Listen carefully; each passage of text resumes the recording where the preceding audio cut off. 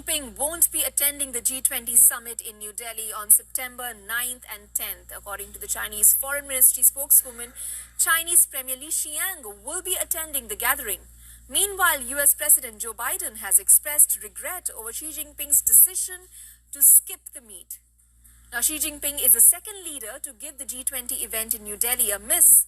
Earlier, President Vladimir Putin has already conveyed to Prime Minister Narendra Modi that it will not be possible for him to travel to India to participate in the summit.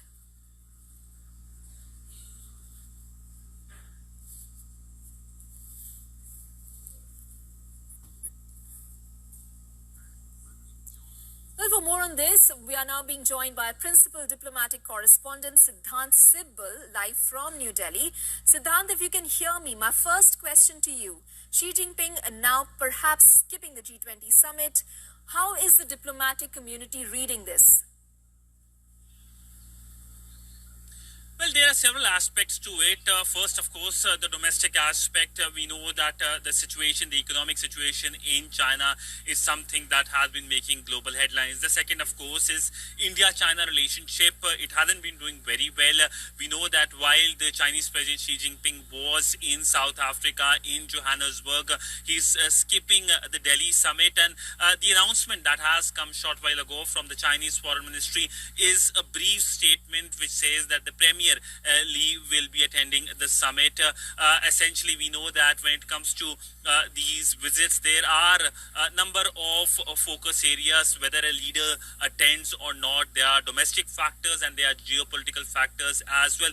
And another can be, of course, he avoiding the US President Joe Biden as well. The American side is keen for a meeting, but the Chinese side, of course, hasn't been moving forward much. We have seen several officials, the American officials visiting Beijing in past few months as well. But of course, there is another underlining factor as well as to how the Chinese side is viewing Indian presidency of the G20 grouping. They have been in many ways undermining it.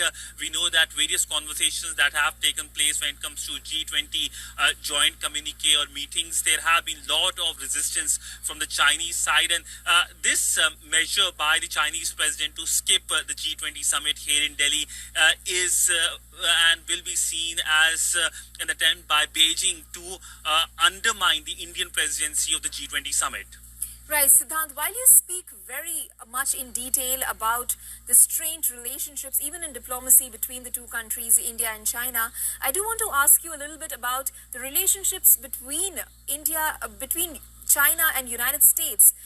We know that the two economies have been trade partners for long, and there have been a bit straining of relationship there, although attempts have been made to thaw this strained relationship with the visit of the U.S. Commerce Secretary, the Secretary of State, and also the Treasury Secretary visiting China recently. However, Gina Raimondo, U.S. Commerce Secretary, has come out with a statement and said that, the patience of U.S. business was wearing thin with China.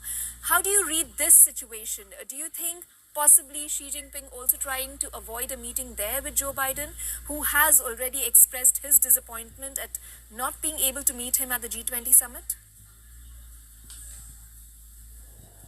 Well, two things. First, of course, yes, Chinese president, perhaps it will be seen as not keen to meet the US president. And second, of course, not keen to meet the US president on Indian soil because of the ongoing tense relationship between India and China. But above all, it will be seen as an attempt by the Chinese side to undermine, as we have been talking about, the Indian presidency. But talking about the US-China relationship, this relationship has seen a lot of tension as well, whether it's trade, whether it's balloons as well.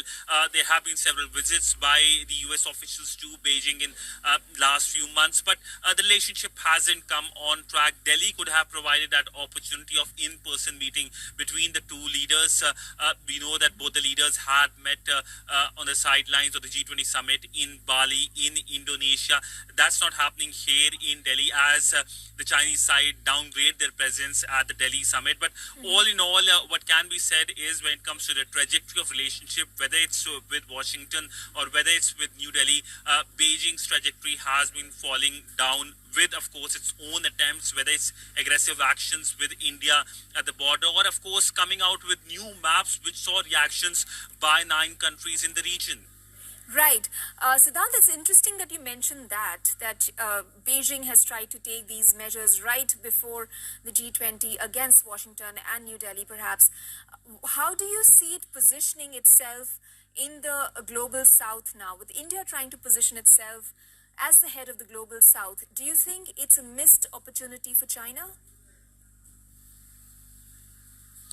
Well, yes, of course, in these summits, whenever there's a major country which is missing, it is also missing the opportunity to engage with other leaders. And that opportunity, of course, is naturally used by the countries who are present. I'll give you an example, the BRICS summit, where we saw the Indian and the Chinese leaders present. And they were not present only for the BRICS summit, but they were also present to engage with the global south, with the African leadership. And under the Indian presidency of the G20 summit, one focus has been the induction of African Union as a permanent invitee of the G20 grouping, and India is taking the lead on that. The Indian Prime Minister wrote to several G20 countries, and there have been a lot of support, whether it's with South Africa, whether it's with UK, France, US, and nobody will oppose this development. So India, of course, earlier this year hosted the Voice of the Global South Summit, and that summit saw a lot of outcomes, and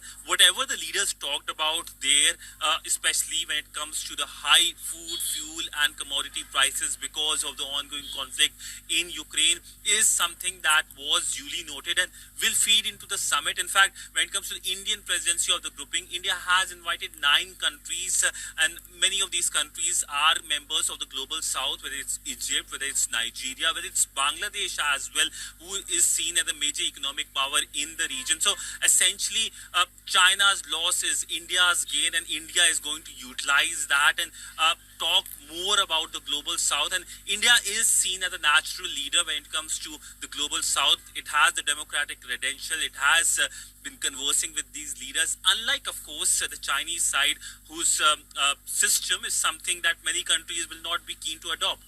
Right. Siddhant, thank you so much for joining us with those details, as always.